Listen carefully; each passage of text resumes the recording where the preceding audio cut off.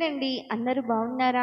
మీ కొరకు ప్రత్యేక ప్రార్థన చేయబడుతున్నాయి. గర్భఫలం విషయంలో, అనారోగ్య విషయంలో, అప్పుల విషయంలో, కుటుంబ సమాధాన విషయంలో, వ్యసనాల పాలన ఏంటి విడుదల పొందుకునే విషయంలో ప్రతి ఒక్కరి గురించి ప్రత్యేక ప్రార్థన చేయబడుతున్నాయి అండి. ఈ దీని వాగ్దానం చూద్దాం. కీర్తనల గ్రంథము 84వ అధ్యాయము 2వ వచనము. యెహోవా మందిర ఆవరణములను చూడవలెనని నా ప్రాణం ఎంతో ఆశపడుచున్నది.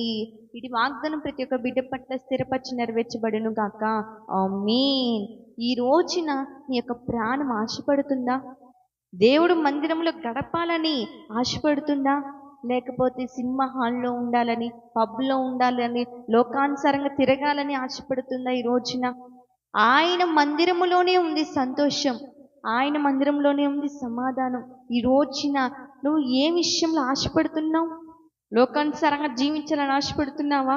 ఈ రోజున ఆదివారం కదండి, కుటుంబం అంతా దేవుడి సన్నిధిలో గడపాలని ఆశపడుతున్నావా? ఆయన అంటున్నాడు, నువ్వు ఆశపడుతున్నావు, ఆశపడే ప్రాణంలో ఆయన తృప్తిపరిచే దేవుడు. ఈ ఆశ ఎప్పటికీ భంగము కానరదు. రోజు నువ్వు ఆశపడుతున్నావా? కుటుంబంతో దేవుడి సన్నిధిలో గడపాలి, ఆయన సన్నిధిలో గడపాలి, ఆయనతో జీవించగలగాలి, ఆయన మాతో మాట్లాడుతుంటే మేము వాక్యానుసారం జీవించగలగాలి అని నువ్వు ఆశపడుతున్నావు. ఈ రోజున నీ ఆశపడే ప్రాణం తృప్తిపరుస్తానంటున్నాడు. ఆయన సన్నిధిలోనే ఉంది సంతోషం, ఆయన సన్నిధిలోనే ఉంది ఆనందం. ఈ రోజున ఏముంది, లైవ్లో చూస్తే సరిపోయిదిలే పాస్టర్ గారు చెప్పే వాక్యం అనుకుంటున్నావా? దేవుడి సన్నిధికి రా. ఆ రోజున అన్న దేవుడి సన్నిధికి వచ్చి ప్రార్థించేసిందండి, గొప్ప కార్యం చేసింది.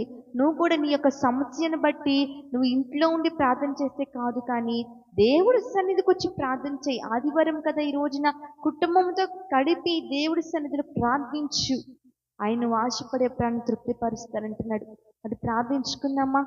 మహాపరిశుద్ధుడైన ప్రేమగల తండ్రి, ఇటు వాగ్దానం ద్వారా ఎంతగానో మాతో మాట్లాడి బబులపరిచిన దేవుడు ప్రభువా, నీ సన్నిధిలోనే ఉంది ప్రభువా సంతోషము, ఆనందము ప్రభువా. అవునయ్యా, మా ప్రాణం ఆశపడుతుందయ్యా నీ సన్నిధిలో రావాలని. ఇటు వాగ్దానం ప్రతి ఒక్క బిడ్డ పట్ల స్థిరపరిచి నెరవేర్చబడును గాక. ఆమేన్. ప్రైజ్ లార్డ్ అండి.